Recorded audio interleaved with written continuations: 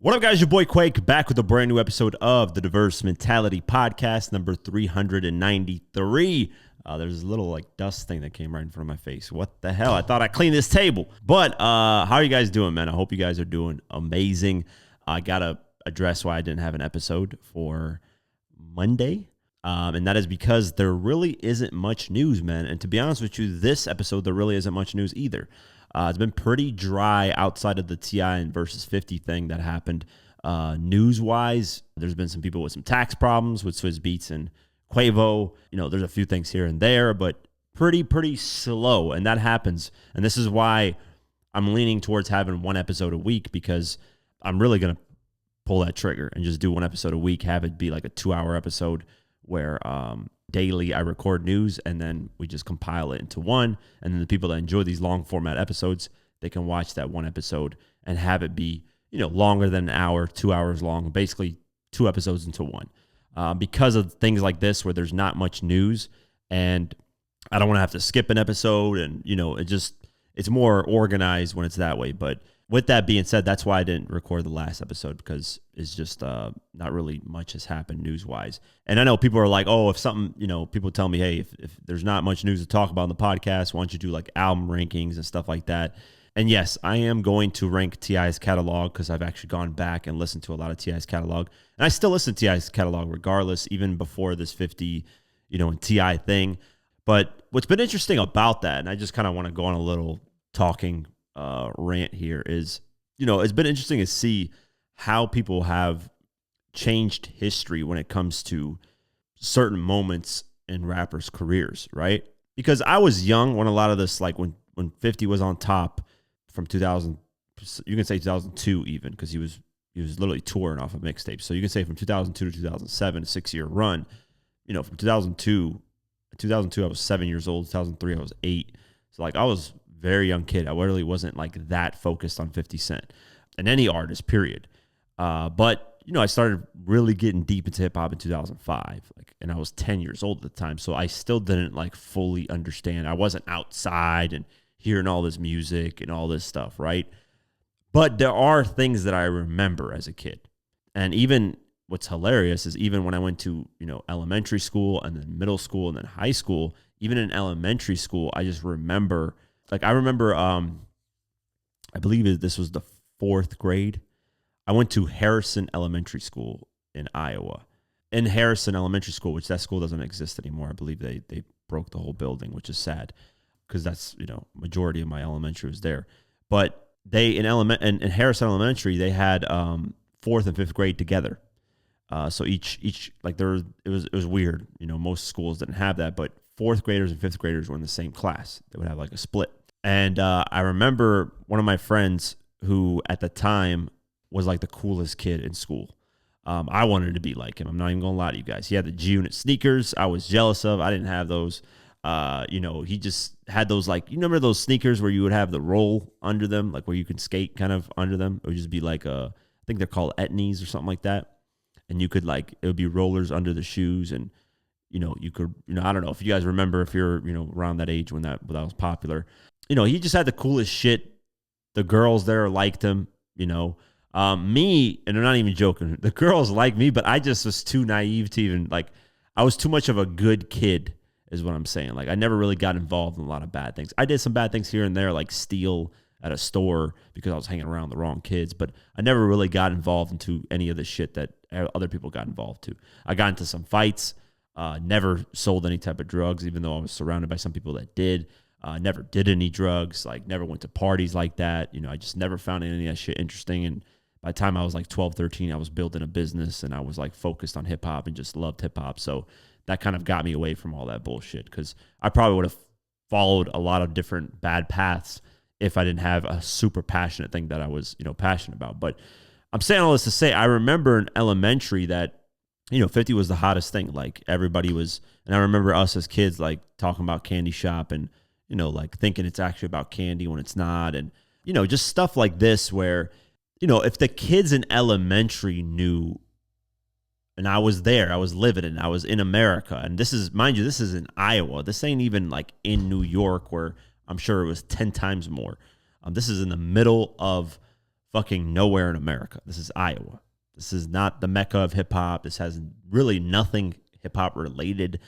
So if that was popping there, if that artist like 50 was popping there, then clearly that was a huge artist. I mean, people just have this revisionist history, and they try to say like, oh, it doesn't matter. All 50 had was Run, and one good album, and the rest he flopped, and the shit was trash, and blah blah blah.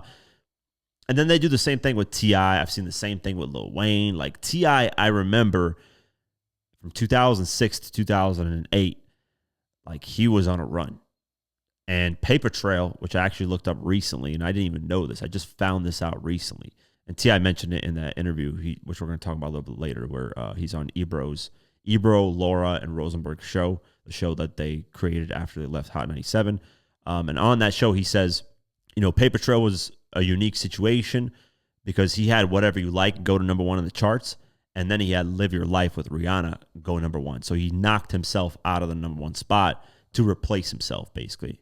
And in that interview, he said he was the first rapper to do that. But based on my research, it was actually Ja Rule. But Ja Rule, it was a Jennifer Lopez record. I forget the title, man. But Always on Time was number one. And then a Jennifer Lopez record, I think I'm Real or something like that, replaced that Always on Time record. So it's technically Ja Rule replaced himself, but it wasn't his song. It was Jennifer Lopez featuring Ja Rule. So maybe T.I. meant, it was him as an artist. But then I looked into it more and I found out Nelly actually replaced himself in the number one spot.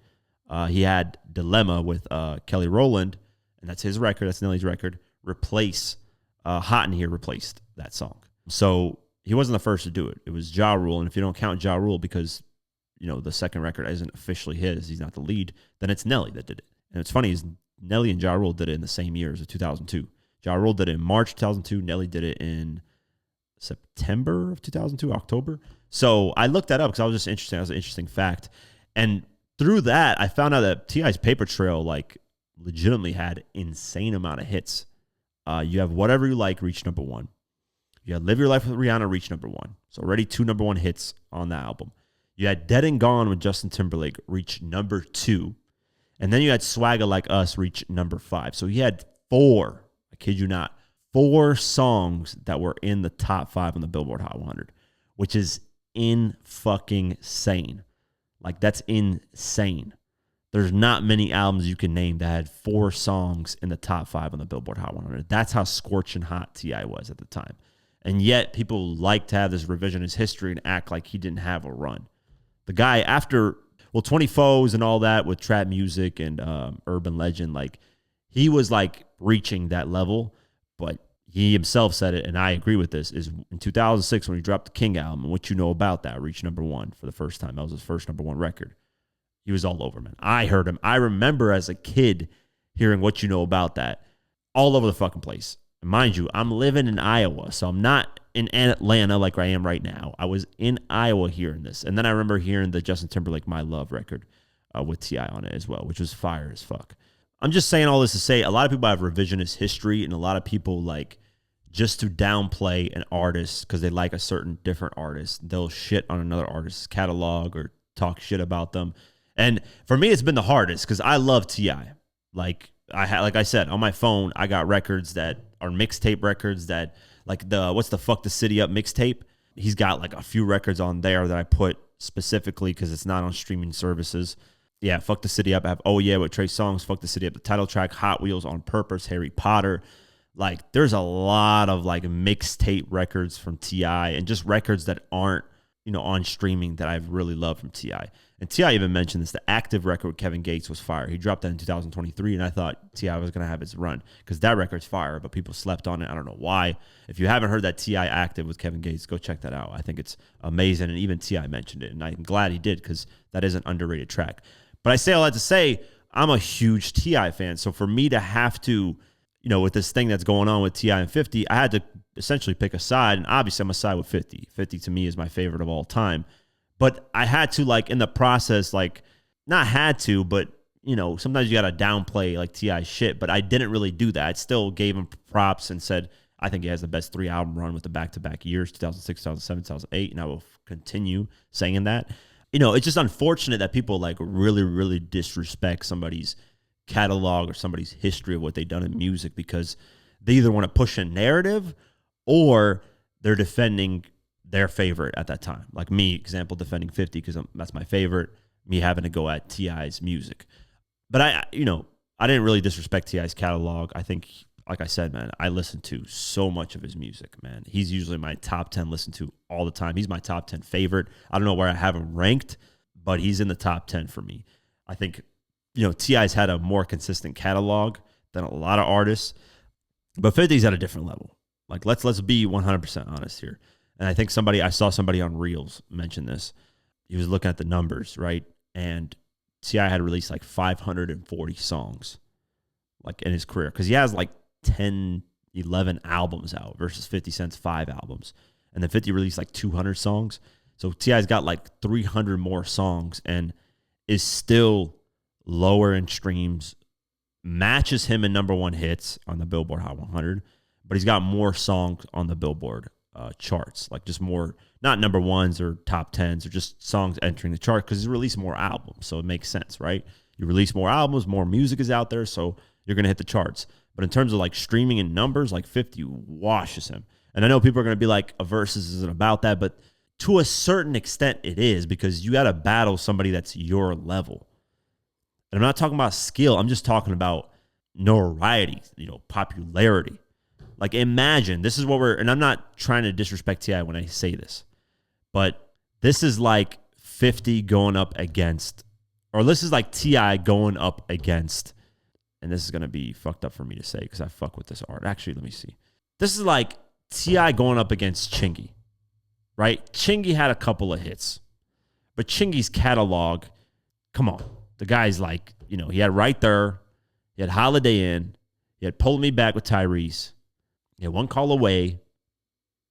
That's it. We know T.I. has more records, more stuff. So, like, it just, T.I. is here versus Chingy. Like, he's way higher up than Chingy. And then 50's way higher up than T.I. in terms of, like, notoriety, celebrity, impact, everything you can think of, man.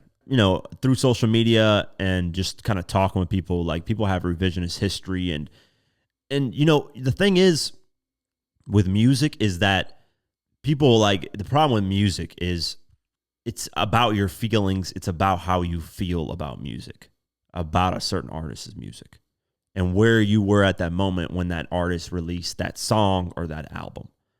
And that's why it means to you more than any other artist, right? Like, if there was a moment in my life where I was dating this girl who I was madly in love with, and Fetty Wap came out with Trap Queen, all these love records, and Fetty Wap to me was the hottest shit at that moment, because it reminds me of that moment in my life where I was dating this girl. I was having the best time of my life at that time in 2015. That's why I have that connection with Fetty Wap. But I can't be like, oh, because I have that connection with Fetty Wap and I feel like his music is great because that moment in my life it made great. Oh, he's, he beats every artist because I just feel his music's better. Like, an opinion is an opinion at the end of the day. We got to look at the actual facts, which is the numbers. And I know people don't like that. They're like, oh, why are you bringing a number into this? It's like, numbers shouldn't dictate things. And, here's the arguments that people use for this, right? This is the arguments that people use. They say, like, okay, so I'm going to use 50 Cent as an example because I know his number's the best. So let me just use him as an example because it's easier. So I'll bring up 50's numbers and be like, hey, all these records, all this stuff sold, blah, blah, blah. And you know what? Somebody who's not educated, and I genuinely mean this is somebody who just doesn't, or is not educated in hip-hop history. They'll be like, well, MC Hammer went diamond. Why isn't MC Hammer at the top of the list? He sold a lot of records. There's a huge difference between the two. And if you can't see this, then either one, you're just being a hater, or two, you're just stupid. There's no, like, in between there. And if you're just being a hater and trolling, whatever. But if you're genuinely stupid and can't see the difference between those two artists, then I don't know what to tell you. MC Hammer, the reason why his album even went diamond is because back then, they didn't sell singles. Back then, in order to get a song you really liked, you would have to purchase the full album. I'm a kid when this was still a thing, and I remember this. Steve Jobs introduced iTunes and had to fight with labels because Steve Jobs introduced the idea that, hey, let's individually sell songs. That was the first. It was in 2001. He had to fight labels because labels were like, fuck no. Why let people choose records? Why not sell the whole album? But Steve Jobs was like, listen, this is going to sell more for certain songs, and it's going to do better. It's going to allow people to have more selective choice. And at the time, he presented this because Napster and all those bootlegging websites were stealing music, and they had to figure out something to do. And people were tired of spending $15, $20 for a shitty artist's CD with only one good song on it. So Steve Jobs introduced that to labels to try and save them. Labels were against it at first, but then eventually he convinced them. And that was the new model where you could individually select songs. The singles, though, the hit singles were $1.29, and the regular songs were 99 cents if you wanted them. Or you could just flat out purchase the full album. It's up to you. But before then, you would have to purchase the full album. So that's how MC Hammer did 10 million records on his album. Because Can't Touch This was the only good record that people liked. And if people say, well, that's not true, what if they like the album? You can look at streams. Legitimately, MC Hammer, that Can't Touch This record, is almost at 1 billion streams and almost at 1 billion views on YouTube. Very close, like at 900 million. Then you look at all of his other songs. He's got one other song that's at 22 million. The rest are barely cracking 1 million or barely cracking 500,000. That tells you right there in those numbers that, look, he's got one song and maybe a little one that does 22, 23 million, which is not bad. That's it. So you can't compare that to 50, who you go right now in his numbers, and he's got like 30, 40 records. Actually, I think he's around 40 to 50 records that have done over 100 million streams, 100 million. You have 5 now that have surpassed 1 billion and one that surpassed 2 billion. So that comparison doesn't make any sense. And obviously 50 had more hits with The Massacre and had more hits with Curtis and had a hit with Before I Self-Destruct with Baby by Me. So that comparison is just, it's either somebody trolling and hating or somebody that just doesn't know the history of music, period.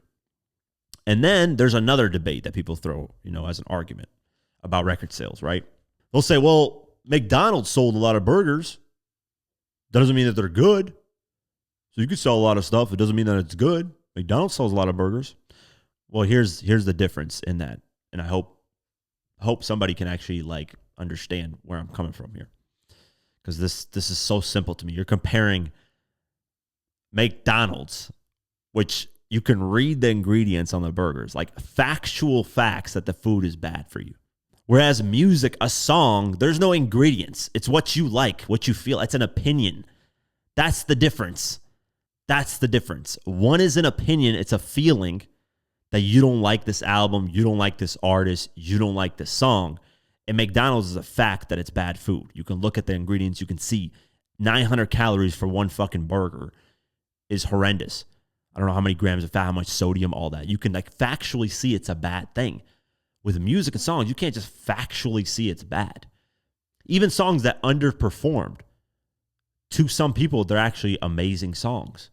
At the end of the day, music is opinion. But the only thing that we can debate factually is the numbers. Because I had gotten into an argument with somebody about AO technology. I think somebody said that 50's music was trash by the time Curtis came out. And I was like, you think the album is trash. That's your opinion. But you can go at the numbers and look that daily there are a lot of people selecting songs off of Curtis that they enjoy. AO Technology gets 500,000 plays every single day on Spotify. And then there's somebody else clowning saying, oh, who cares that it gets 500,000 plays? That's nothing, LOL. And then I literally put up all of T.I.'s catalog and said he barely cracks 350,000 on one song and plays every day. Barely got there. So 500,000 plays, and that's actually 50's 20th, 30th song that does that. So that means 500,000 people every day wake up, go on Spotify, and click play on AO Technology. That is a huge, huge thing. That's not just it's a bad song. There's clearly people out there that like it. Whether you agree with it or not, whether you love the record or hate it, it's there. And then somebody threw Macklemore at me and was like, well, look at Macklemore. He does streams. And I'm like, yeah. I mean, do I like Macklemore? No, I don't. I think he's a garbage artist. No disrespect. I don't listen to Macklemore. But for me to deny and be like, people in the world don't listen to him. He's a nobody. No, like, no, legitimately, there are people that wake up and decide, hey, whatever song, I forget, I don't know any of his music, Thrift Shop, wherever that record is. They decide to play that song and they enjoy it. Like, who are me, even with my followers, or you or anybody, to say what's trash and what's not and what's this and that? Like, we're all ants, one person, unless we all come together. At the end of the day, I'm an ant at the end of the day. In this big-ass world, it's one opinion is me. Same with you, same with that other person. It's one opinion. Even if you gather 100,000 opinion and say 100,000 people dislike this song, there's 8 billion people in the world. 100,000 ain't shit. That's literally 0.001%. Like, it's nothing. So I'm saying all this to say, like, just because you dislike, like for me, for example, I really don't find Jay-Z's music to be that great. You know, I'm not saying he's I'm not going to ever disrespect him and say he's a trash artist, because he's not. But there's a few cool Jay-Z records that I like. And, you know, some albums I enjoy here and there. But I don't really see the craziness. But if the numbers are showing that everybody's bumping Jay-Z every single day, then, hey, people like him, man. It doesn't matter what I say at the end of the day. And that's where I get into these arguments with people where I'm like, you not liking something doesn't automatically just translate to the whole world not liking it. You know, there's no correlation there. And when somebody says something's trash, you throw the numbers up. The reason why you throw the numbers up is because you say it's trash, but other people are still listening to this and bumping it and enjoying it. And that's just the reality of the situation. And people just can't, like, I go off of reality. I don't go off of, you know, my feelings on songs and what I feel a certain song is. Now, do I have my opinion? Yeah. You know, there's certain album songs and from 50 I think are completely trash. Like with that Animal Ambition title song. It is horrible. It's one of 50's worst songs ever. But Zach, shout out to you. I hope you're listening to the podcast. But he responded like, you're going to eventually like that record, Quake. You know, it's a good song. I like it. So he likes it. I think it's completely trash. You know, if he said, hey, it's a good record, I like it, and he showed me numbers that like people were bumping every single day, I'd be like, okay, you know, yeah, I just don't like it, but other people seem to like it. It seems to be a good song for him. I mean, what do you want me to do at that point? I can't refute that. And that's the thing. Like, when somebody throws a fact at you, you can't just like deny it because you don't like the album. So you're just gonna be like, nah, it's fake, it's boosted. I don't like, you can't, that's a dumb, like, there's no point in arguing with that person because they just hate that artist, or they have so much hate, they just deny the facts. And that's where the problem comes in with debates, is people will just deny the facts because they don't like something. For example, you know, people say, hey, 50 has a short-lived career and he had a huge peak, but then crashed quickly. Hey, that's a fact. There's nothing I can deny about that. You show the numbers to me. Before I Self-Destruct, didn't really sell that well compared to Curtis, Massacre, and Get Rich or Die Trying. That's just the reality. By the time Animal Ambition came out, it didn't sell really anything. That's just the reality. The numbers are there to prove that. Animal Ambition didn't have a single top 40 or top 10 hit at all. You know, Before I Self-Destruct did well with Baby by Me, and it's still doing well. Baby by Me, like at 500 million, about to reach streams, so it's constantly getting streamed. But Before I Self-Destruct also leaked 1 month ahead of time, so it did affect somewhat the sales. But regardless, in 50 standards, Before I Self-Destruct did not come anywhere close with Curtis, Massacre, and Get Rich or Die Trying. That's a fact. I can't debate that. I can say, oh my God, I love Before I Self-Destruct. I think it's the best album of all time, and all this and all this. But clearly, it didn't do what it was supposed to do. It's not that album that people are going crazy over every single day. That's just the reality. Same with Animal Ambition. So I don't debate that. I don't like, if you say, hey, 50's career fell off after Curtis, and Before I Self-Destruct really wasn't that. I mean, fell off on 50 standards, yes. But, you know, Baby by Me was a hit. Whether, you know, you like it or not as a record, it ended up being a hit. And then 50 got another hit with I'm the Man later down the line. But did 50 to his standard fall off? Yes, of course. There's no denying that. Another thing, people say Jay-Z had a long career. His longevity is unmatched. I agree. There's proof in that. The proof is there. This is my point, is like there is proof of Jay-Z having longevity. All of his albums went number one. All of them went platinum. And he managed to maintain throughout all these years to remain relevant musically. Besides, obviously, these past, after the 444, he hasn't dropped shit in a long time. So musically, he hasn't been relevant in a long time. But still, the time that he was very active, he was relevant Not dominating. That's one thing I can prove with facts is that he never dominated ever a single year. He was like the third or fourth best or biggest at the time, but still he had longevity. Like at the end of the day, you can't debate that. It's there. The numbers are there. The proof is in the pudding. Doesn't matter what artist it is. Doesn't matter what the situation is. I can acknowledge, even with me not liking Jay-Z, that he had longevity. Shit, I can acknowledge that Rick Ross, and I'm the person that criticized Rick Ross, that I was bumping Rick Ross at certain points because I was like, this guy was just making great music. Now, did he dominate with numbers and charts? No.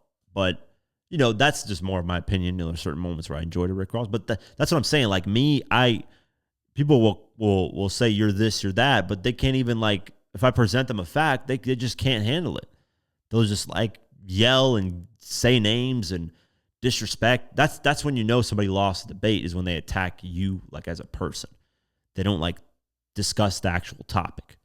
They'll just be like, oh, you're a nut hugger, you're this, you're that, you're dick rider, whatever you want to throw. Because they can't, you present to them a fact and it's like, oh, I don't believe that. I think bots are doing it. That's really what the conversation is.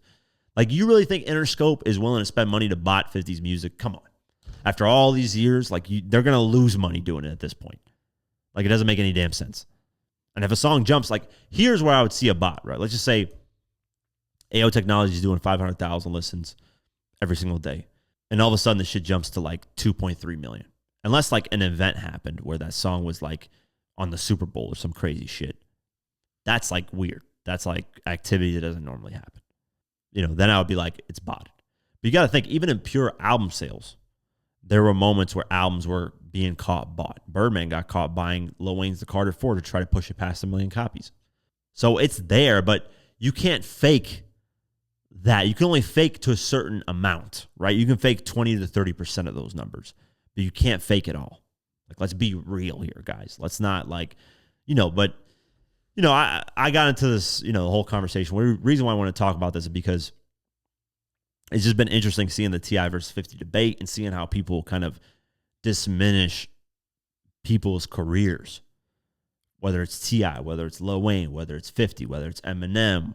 Hell, even Jay-Z, there's been conversations of just shitting on Jay-Z. And I'm like, dude, you guys were you guys even alive when this stuff was happening? Or were you guys even in tune with hip hop at the time? Or how old were you guys? I was a kid and I was seeing this shit. I remember Jay-Z Dirt Off Your Shoulder when that record was hot to me as a kid. I was 8 years old bumping the shit out of that record. I loved Dirt Off Your Shoulder as a kid. That's one of the records I always remember playing on BT Rap City. And it was just a dope ass song. I remember G-Unit, with Stunt 101 and all these records. And then I would see Dirt Off Your Shoulder on the countdown. I would love that song. But yeah, I just wanted to talk about it since we're not much news is happening. I was like, why not, go on a little rampage or rant. Let me know if you guys enjoy these type of things, man. Sometimes I like to talk about just random stuff like this. And it's interesting conversations that I notice. But let's get into the news finally. We're starting out with some good news, and Kurupt's wife confirms he's home from the hospital. Let's go over this. Kurupt's wife and manager, Lisa Lely Brown, has confirmed that the legendary rapper is out of the hospital following his recent health scare. Taken to Instagram on Monday, she shared a picture of herself and Kurupt while adding in the caption, "Home is where the heart is. Life is not about rough roads. Life is not about the rough roads. It's about the resilience." Fans show love to Kurupt and Brown in the comment section. "Love to see you happy and healthy." One user wrote, another added, "Shout out to Kurupt for keeping rap alive back then and now." Daz Dillinger previously clued fans in on Kurupt's health issues in a post on social media in January. At the time, he instructed them to flood the rapper's Instagram page with supportive messages. The exact details of Kurupt's latest health issues remain unclear. It isn't the first time he's had an emergency hospital stay in the recent years. However, back in 2019, he was rushed to the hospital after relapsing on alcohol while filming an episode of Marriage Boot Camp. Yeah, it could be alcohol-related things, man. But, prayers out to him, man. I'm glad he's back, outside of, the hospital and back home, because that's probably the best place to be, man. Nobody wants to be in a hospital, man. I remember when my dad was sick, he legitimately couldn't wait to go home. And his last days he was alive, he was begging. He was like, "Please just take me home." He's like, he already knew he was going to die at that point. But he was like, "I just want to go home, period." And, we made that happen. It was very tough, but, nobody wants to die in a hospital, man, or get really, really sick and potentially die. You never know what could happen, because it's just not, what's the word to use? Not very friendly or warm or inviting. It's hospitals smell like hospitals, and a lot of people die there, and just it's not the best energy, let's just say. But yeah, prayers up to Kurupt. I'm glad he's doing better. And if it's anything related to alcohol, man, stay away from it, man. You're much needed in this earth and in hip hop. So yeah. All right, I wanted to talk about this because I hate the media. Despite me being some of the media, I hate 90% of media, and this is why. So the Marathon Burger opened up in a new location, the grand opening, and guess what happens? Some type of shooting happens, and these platforms report that the shooting happens at the Marathon Burger when it happened near it but further away. So what does that do? That makes people, regular civilians, not want to go to the Marathon Burger because they think they're going to get shot going there. And that's a huge problem. I don't like the reports on this stuff because it's disrespecting Nipsey, his legacy, all this stuff. And Black Sam is fighting and working really hard to try to keep this marathon thing going. And you got a lot of media outlets working against that for whatever reason. Let's go over this article. Nipsey Hussle's brother, Black Sam, has done a tremendous job at carrying on his late sibling's legacy. One way he succeeded is through his restaurant, Marathon Burger. It's been tremendously popular since bursting onto the scene last year and has only continued growing. Unfortunately, the grand opening of the fourth location, Long Beach, California, quickly went south. A shooting near the new establishment sent hundreds who were looking forward to supporting the business into a panic. According to Long Beach Post, police responded around 3:32 p.m. on March 1st, shortly after the restaurant opened its doors at 245 Pine Avenue. It happened about half a block to the south, feet away from the perimeter of the celebration on Broadway or near Pine Avenue. And there was a lot of celebrities there, like Snoop Dogg and stuff. A couple of folks who were in attendance were able to grab video footage during and after the horrifying incident. One Instagram user by the name of Adology captured police gathering near a parking garage moments after the gunshots rang off. Cops can be seen handcuffing one man who's laying on the ground while directing people away from the scene. Then in a series of clips caught by Live Bites and reshared by DJ Academics, another man who recorded the ordeal shows two others being put into the back of police cars. The second video fast forwards to the aftermath of the shooting where one person is being taken out on a stretcher. In the third clip, another potential victim is put into a police vehicle despite seemingly being severely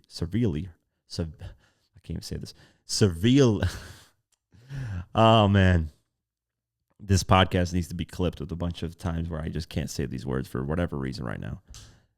Severely, there you go. Jeez, man, severely hurt. But yeah, man, I would love to go, to the Marathon Burger. I don't eat meat, no homo. But I don't eat meat anymore, but I would probably just for the Marathon Burger, no homo. But yeah, overall, the Marathon Burger tragedy resulted in two men being injured, with a third being fatally wounded. That's crazy. The latter was taken to the hospital and succumbed to his injuries there per the Long Beach Post. The other two men are in stable condition as of 8 p.m. Update per Fox 11 Los Angeles. I need some water right now. This is probably what's killing me. Both sources also report that there's still a lot to uncover from this attack. The motive, circumstances of the shooting, and suspect information remain under investigation. Long Beach Police Department spokesperson Andrea Moran told the LBP additionally no arrests have been made. Yeah, I just wanted to talk about it because it didn't happen at the Marathon Burger. I just want to make that very clear. Another thing, man, Academics, I think he said Nipsey Hussle was a gangbanger at the end of the day, this and that. Who are we to judge somebody? That's at the end of the day. That's the thing with that, public figures, they get just people that just randomly say shit without even knowing their full life story of how things happen. They just spew shit. Like me, I'll talk about people on here too. I mean, I try not to really disrespect a person's character. I try to keep it about the music. Maybe Rick Ross probably the only one that I've actually attacked his character because, hey, to me, he took somebody's whole identity. He's not really who he is. It's weird. It's crazy. But other than that, I try to stay away from people's characters and stuff. So when I see Academics or anybody attacking Nipsey Hussle, he's a gangbanger, he's this and that, I'm like, dude, even if he was, and to a certain extent, he probably was. Like, he changed his life around, man. He tried to do more positive. Yeah, he grew up in a bad environment and became something that wasn't a good thing. But a lot of rappers were bad people before they became famous and got money and started to do better. Hell, my favorite, 50, was terrorizing people. There was a moment where there's a story that Bang with Smurf said that he was trying to kill somebody on a motorcycle or something, or try to catch some people or something and kill them. Like, let's be like 100% here. Not 99% of rappers weren't these great individuals before they got famous. Jay-Z was selling bricks, stabbed his cousin, I think, or whatever the fuck was going on. Like, every rapper had some type of history that was bad. So it's been like this weird like smear of Nipsey's name, because I think people are just upset. Like, some people are just jealous or mad that people just revered him in such high regard after he died. You know, they respected him so much, more than most artists that die or celebrities that die. I think that's bothering a lot of people for some reason. Whack 100 is something that I don't respect, how he's talked about Nipsey throughout the years. There's a lot of people that just talk sideways to him. And, I get why Academics is talking like that, because when Nipsey was alive, he said Academics was a goofball and that, like, he's a clown, let him sit to the side and he'll flame out eventually. So I can understand why Academics probably, didn't like that. And he decides to talk shit about Nipsey even though he's dead and he can't defend himself.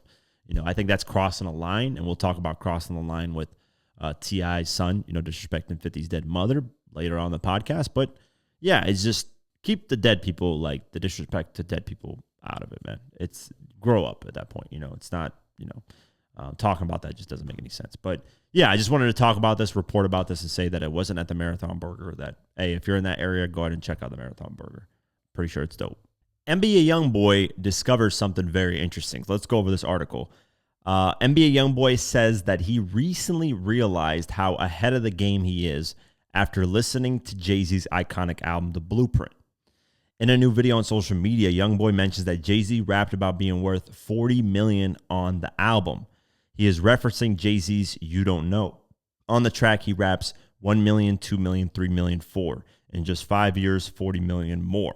You are now looking at the 40 million boy. I'm raping Def Jam till I'm the $100 million man.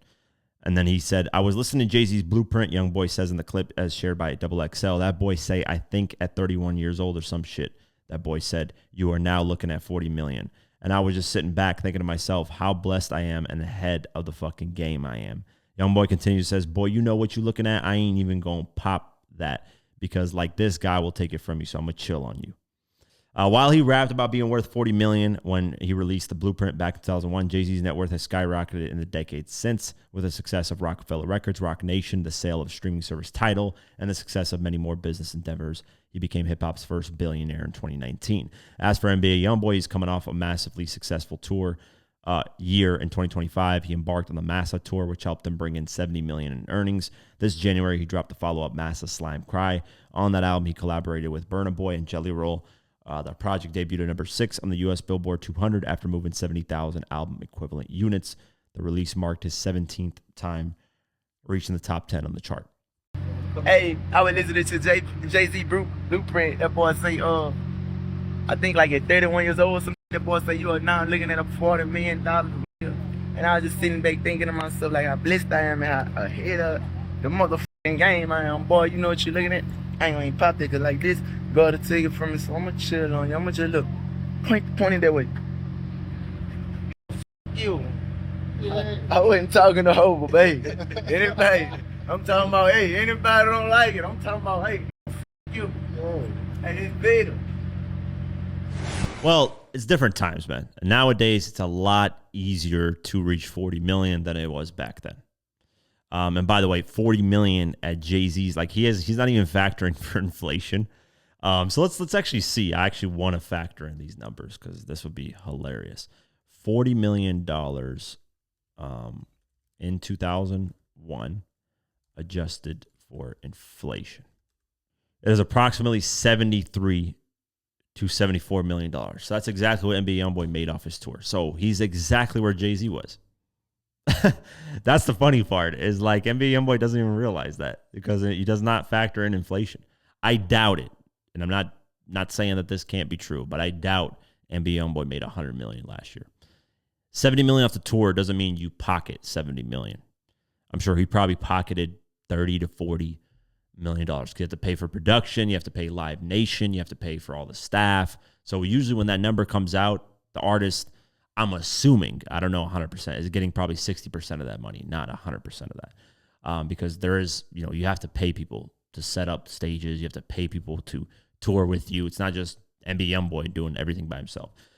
So with that being said, he's basically at the same place Jay-Z was, adjusted for inflation. But I guess, he didn't factor that in, and he thinks that he's way ahead of the game. But like he said, man, be humble about it because it can be taken away from you. And NBA YoungBoy is kind of more of his career is a different approach. He just drops a bunch of product, and it does all right. And Jay-Z was dropping, honestly, a lot of albums at the time anyways, too. But, you can have a great start, you can have a slow start, and you can end up being up top.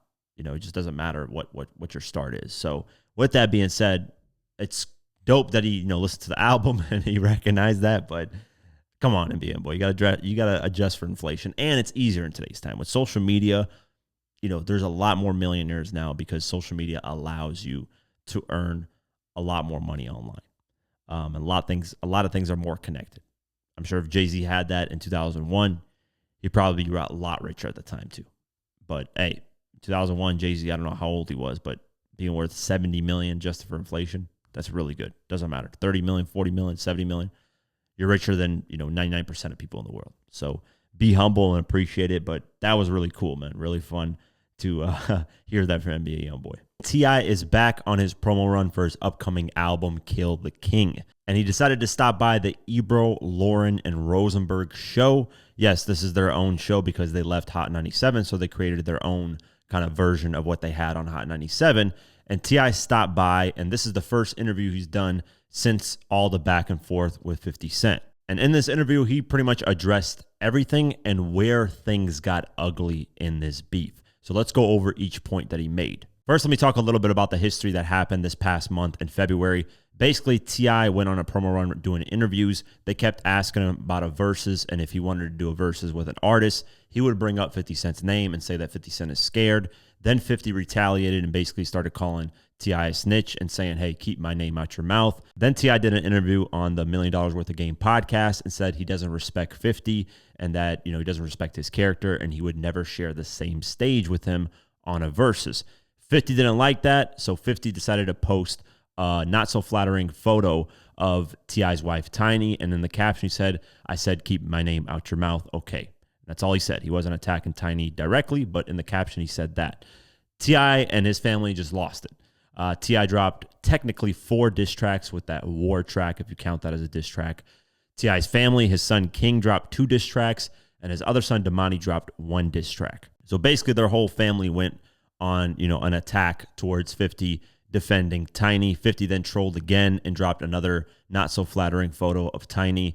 And, they kept going because of that. But that's basically the gist of it without getting into a whole bunch of back and forth. So with all those things happening, T.I. has decided to kind of stop, making diss tracks. His family has stopped dissing 50, and 50's basically moved on from the situation as well. So now that T.I. is back on his promo run from his album, of course, he's going to be asked about the 50 Cent thing. And the first thing he addresses is people saying that he's using 50 Cent for promo. And in this clip, he basically says that, hey, I don't need 50 for promo. I'm already doing good with this song. I don't need any music in my life. I'm rich. Basically, he's like, hey, I can buy anything I want. I can do whatever I want. I'm just making music because I promised the fans one last album. And he said, this promo with 50, I could have just spent $50,000 to get the same exposure. So check out the clip. In that regard, there was some good promo out of this. I mean, I don't give a fuck about that, man. I don't give a fuck about that, bro. What the fuck I need, man? This same promo, $50,000 would have got it. right. I could have spent $50,000 for the same level of promo. Well, and you just said you're not chasing numbers for this album. I'm not chasing it, but I'm just telling you that the amount of hits and man, $50,000 would have got the same thing. Then after that, he got asked about how does he feel about his sons, Damani and King, joining in on dissing 50. He said that, hey, he's not really proud of the situation because with King, King was always like, crazy, and then he had to always talk him off, the ledge of doing crazy stuff. So this was like something, where he had a valid point to kind of go off. But he did say in this clip that he does not approve of King disrespecting 50 Cent's dead mother. That's where a lot of people had an issue with what King was doing, because King had printed a t-shirt with 50 Cent's dead mother on it, and then, you know, King put a blunt to her mouth in the photo and just made fun of 50 Cent's dead mom. And a lot of people have said, hey, that's warranted because 50 is disrespecting his mom, and I get that point of view. And then a lot of people have said, hey, that's too far. That person is dead and has nothing to do with the situation, and I get that point of view as well.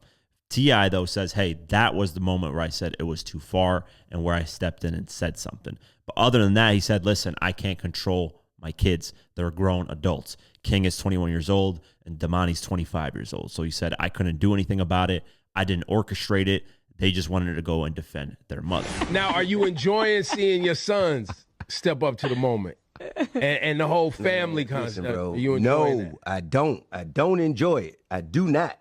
Simply because I've spent so much time trying to get this little off the ledge. Talking about King. Yes. And now he has justifiable means to undo all of the teachings that I've been teaching. Got it. I do not like this. No, I do not enjoy it. Do you hit King when you see like him post a video? Do you immediately hit him and say anything? I hit my forehead first. I'm like, God damn. Man. Like, bro, it's almost like I hate to see some going down, going to a direction where it's headed, but what the can I do to stop it? Because I didn't send it there. I'm not the motherfucker that's directing. I ain't set the GPS, bro. The destination is the destination. How do you turn it off though? Because you seem to have the ability to say, all right, this went too far. I'm not interested in this. Right. I'm going to focus another direction. How do you turn it off? And you just haven't been able to instill that part into King, maybe, or Man, to be honest with you, bro, I said that's enough. Really, I said that's enough when I seen that damn T-shirt. I said, man, this is enough. That's it. Oh, yeah. I said, man, chill out, bro. Chill out. Now, the next thing that T.I. addressed was people telling 50 Cent to get in the booth and rap. And surprisingly, T.I. basically sided with 50 on it. He said basically, like, why are people on the internet trying to tell a multimillionaire what to do? He says it's crazy that people on the internet feel like they can just tell a person what to do. And when you really think of it like that, it makes sense. It's like, but they're public figures, so people just have their own opinions and say whatever they want. But in reality, it's like, imagine somebody coming and telling you, like, hey, go do this, when you don't even know the person. And, you know, it's very weird when you really think of it like that. But the way T.I. addresses it, it kind of puts into perspective, like, the internet's a crazy place when you really think about it.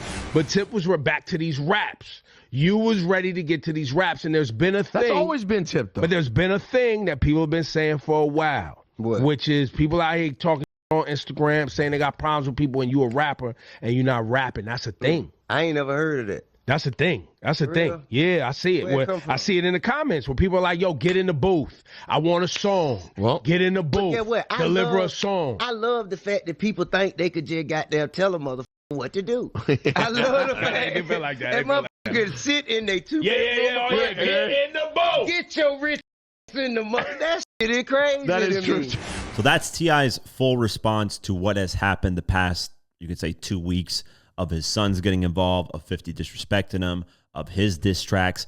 He says he's past it. He wants to focus on his final album and, you know, sail off to the sunset, do whatever he wants to do. He says he's rich, doesn't need rap. He's just doing it for fun to release one last album for the fans.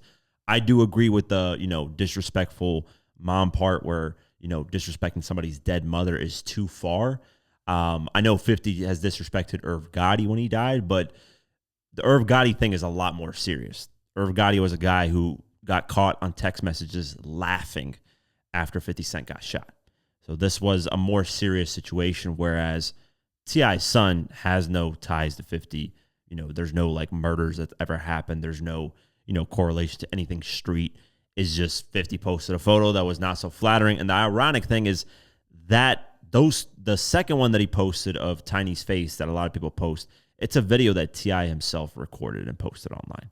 So it's not even like, you know, anything that's like new or anything that's, you know, crazy out there. But the thing that I wish Ebro or anybody would have asked T.I. is, why didn't you guys have the same energy when Kodak Black dissed T.I. and then dissed his wife and called her Miss Piggy? Why didn't T.I. have that same energy? Why didn't his family have that same energy? But, hey, I guess some artists pick and choose of who they want to have back and forth with. I guess for having a back and forth with 50 is better business. I don't know. Or they might just be in cahoots behind the scenes and both promoting each other in one way or another. I don't know, because they did work on TV shows, and maybe they are working on TV shows still, and they were like, let's just, do some back and forth so that when we get back together, it's a big moment.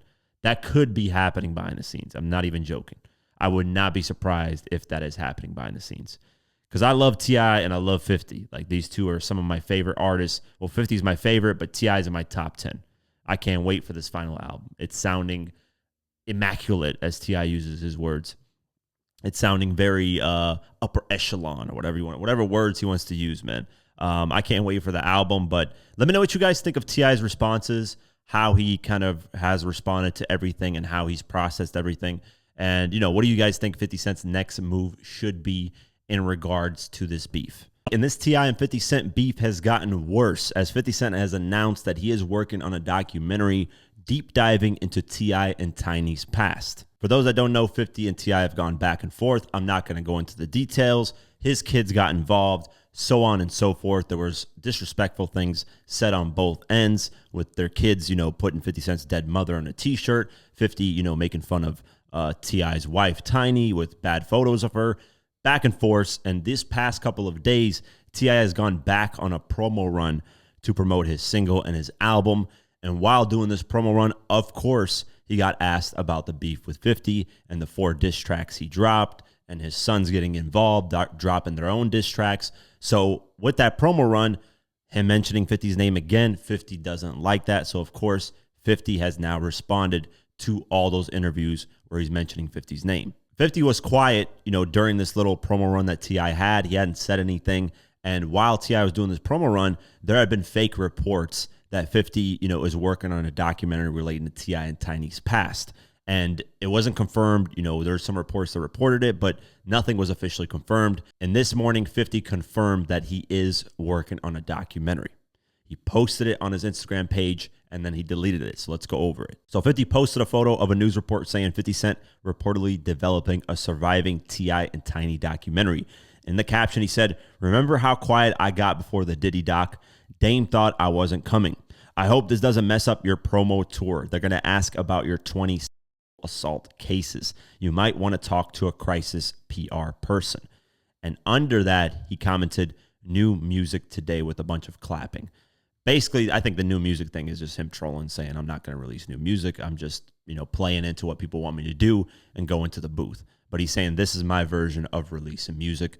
I'm going to be working on a T.I. and Tiny documentary. Now, let's go over briefly of what these T.I. and Tiny allegations were. They first popped up in 2021, and I reported on them back then. And T.I. ended up responding with music and, his own video on Instagram, basically saying, hey, anything that we did with adults were consenting adults, and nothing else happened. Let's go over a little bit of what happened. The initial allegation started in 2021. The first person was in January, and it was Sabrina Peterson, a former friend of the couple, posted anonymous allegations on Instagram accusing the Harrises of assaulting women. Lawyer letters and multiple accusers started coming between February and March of 2021. Attorney Tyrone A. Blackburn reported that more than 30 people, women and men, contacted him regarding eerily similar experiences of abuse, forced ingestion of and kidnapping. The accusations spanned over 15 years, with incidences allegedly occurring in Georgia, California, and Florida. Then a 2005 Los Angeles hotel case popped up with an Air Force veteran claiming she was assaulted by T.I. and Tiny in a hotel room after meeting them at a club. Then a 2010 Las Vegas case popped up, filed with the Las Vegas police in May of 2021, alleging a 2010 assault. The case was closed due to statute of limitations. So with that being said, statute of limitations is there's a specific time frame in which you can claim somebody did, sexual assault to you. And once that time frame goes away, you can't, claim that, or at least prosecute them for it. So that doesn't mean that the person's innocent or guilty. It just means that time has passed and there's nothing you can do about it now. Basically saying, hey, you should have reported this around this specific time frame, or, you can't report it anymore. So continuing on, a 17-year-old intern incident in 2006, one accuser claimed that Tiny offered her alcohol and pills when she was 17-year-old intern at their studio in 2006, after which she passed out and woke up from her you-know-what. The graphic details are the hotel room assault in 2005 with a 2024 lawsuit. A Jane Doe lawsuit filed in January 2024 detailed that Tiny pinned the accuser down on the bed while T.I. proceeded to slide his toes into the plaintiff's you-know-what. Another one is forced acts. Accusers claim they were forced to take and forced to engage acts with couples or other women. Here are some of the legal proceedings investigations. The 2021 investigations, the Los Angeles Police Department opened a criminal investigation in May of 2021, but in September 2021, prosecutors declined to file charges, citing that the 2005 case fell outside the 10-year statute of limitations. Continuing on, in 2024 civil and lawsuit and dismissal, in January 2024, a Jane Doe filed a new lawsuit under California's Abuse and Cover-Up Accountability Act. In August 2024, a federal judge dismissed this lawsuit, though the accuser was given a chance to amend the complaint. Now, there's California's Assault, Abuse, and Cover-Up Accountability. They opened up this 1-year window for any accusers or any, victims to come out and, basically say, hey, this person did this to me. So they had a 1-year window in 2024 to make their claims. And a lot of people came at that time because that's their 1-year window to actually say something about what happened to them in the past. Following through the defamation lawsuit, T.I. and Tiny were sued for defamation by Sabrina in 2021 after they denied her allegations. In October 2023, a judge ordered Peterson to pay over $96,000 for the couple's legal fees after a motion dismissed some of her claims. Basically, the judge said, hey, you don't really have anything here. Now you're forced to pay legal fees because you dragged T.I. and Tiny into this. In those situations, there's really, if there's no solid proof, it's really hard to pin something like that towards somebody. We got to think the Diddy situation only got legs after Cassie came forward, because I'm sure Cassie had a lot of footage, a lot of evidence. And she did. As the trial went on, there were things that just made it very clear, like the Molotov cocktail that got thrown in Kid Cudi's car. Like, there's photos of that. There's specific text messages that prove that put Diddy in that situation, in that place. We obviously saw the CNN video of Diddy stomping out Cassie. So there was a lot more evidence in the Diddy situation. And that's where, with this T.I. and Tiny thing, there has to be evidence.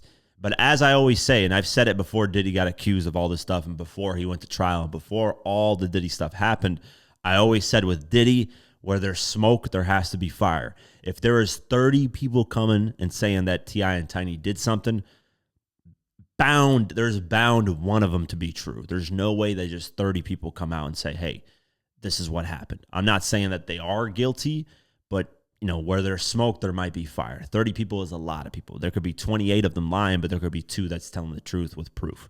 That's all I'm saying. I'm not saying that, T.I. and Tiny are guilty, because some of them have been dismissed. Some of these cases have been dismissed. The response from T.I. and Tiny were that they denied, the couple has vehemently denied all accusations, calling them fake and baseless. The consensual agreement, T.I. stated on Instagram that all interactions were with consenting adults. And then obviously T.I. and Tiny's show on VH1 was suspended and no longer came back. So they lost their TV show because of all these accusations. So that's the gist of what's happened with T.I. and Tiny's, accusations over the past 4 to 5 years, from 2021 till now. There's been stuff that's popped up here and there, but there hasn't been anything solid where you can point to and say, hey, they're actually this, they actually did this. With that being said, 50 is probably going to find as much evidence as he can, or he's going to take an approach of listen to the victims and have them be on camera talking about this, because that's more impactful than a lawsuit, because a lawsuit isn't really visual. There's no like emotional attachment to it in terms of the public, not the people involved, but the public. They just see a lawsuit. They really don't see, the victims or anything. They just, read, a bunch of letters like I did here, a bunch of, information. With the documentary, it's a lot more visual. If you have a person go on there and cry and talk about their story and have multiple people do that, it's a lot more impactful. So I think that's the approach 50 is going to take. And there's been a lot of documentaries that have accused people of stuff without very solid evidence. But because those people get on camera and talk about the stuff, it's way more impactful. It's just like the Diddy Netflix doc. When you had the people actually going on there and talking about it, it hit a lot, harder than just the lawsuits that happened. With that being said, though, some of these cases is statute of limitations where nothing can be done because all this time has happened. Some of these cases actually got dismissed and there was not enough evidence or proof that T.I. and Tiny did anything. So it's in between with the T.I. and Tiny thing. There isn't really, there's some that say, hey, statute of limitations, but there's something there. And there's some that say, hey, these got dismissed. It is what it is. We're moving forward. So I don't know. Only time will tell what is true and what isn't. But 50 is taking the route of, hey, I'm a filmmaker now. I'm not a rapper. I'm going to go and work on this documentary and expose you guys and, put more things to light. I don't know what to make of it. We'll see what happens as time goes on. I'm sure T.I. is going to respond to this. I'm sure his sons are going to respond to this. I'm sure even Tiny's going to respond to this. They're not going to be happy with 50 doing this post and delete stuff and basically trolling at the end of the day. He is trolling still. And we'll see, man. Maybe something will come out of it. Maybe something won't. We don't know what's going to happen. We'll see. Obviously, as the years go on, the truth always comes out in these situations of who's telling the truth, who's not. But yeah, that's my take on it. Let me know what you guys think. All right, let's get into the Billboard Hot 100. And Choosing Texas is number 1 on the list. It was last week number 2. So shout out to Ella Langley for getting a number 1. Man I Need, Olivia D, number 2. Ordinary, Alex Warren, number 3. Opia Light, Taylor Swift, number 4. I Just Might, Bruno Mars, number 5. Golden Hunter, number 6. Number 7, Fate of Ophelia, Taylor Swift. Number 8, DTMF, Bad Bunny. Number 9, Back to Friends, Somber. And number 10, Folded Kalani. So let's go over this list, go down the list, see if we can find some hip-hop records. What You Saying, Lil Uzi Vert, number 27. Baby Keem, Good Flirts, debuted at number 34, sorry. It Depends, Chris Brown, number 36. Number 37, debut, Casino, the title track. Number 38, T.I. Let 'Em Know. This is climbing up the charts, man. Number 38. Very good, man. He's got a top 40 record. Going down the list, Baby Keem, House Money, number 47, debut. Baby Keem, Birds and the Bees, number 50, debut. I was going to review that album, but to be honest with you, it's all right. I'm going to give you guys just a review right now. It's about a 6 out of 10. It's not bad. Yeah, it doesn't really, there's a few records I like, but it doesn't really do much for me. Pop That Thing, The Baby, number 64. 2-6, J. Cole, number 65. Circus Freestyle, number 66, debut for Baby Keem. Sex Appeal, Baby Keem, debut, number 69. No Security, debut, number 76 for Baby Keem. Dramatic Girl, Baby Keem, debut, number 77. 4 Raws, ESD Kid, 81. FDO, Pusha number 86. Highway 95 Part 2, Baby Keem, debuted at number 88. I Am Not a Lyricist, Baby Keem, debuted at number 89. Who the Fuck Is You, J. Cole, number 90. And that is it for the list. And that is it for today's episode of the Diverse Mentality Podcast. Stream us, Spotify, Deezer, Podcast, YouTube, all that. Have an amazing night, day, whenever you listen to us, and peace.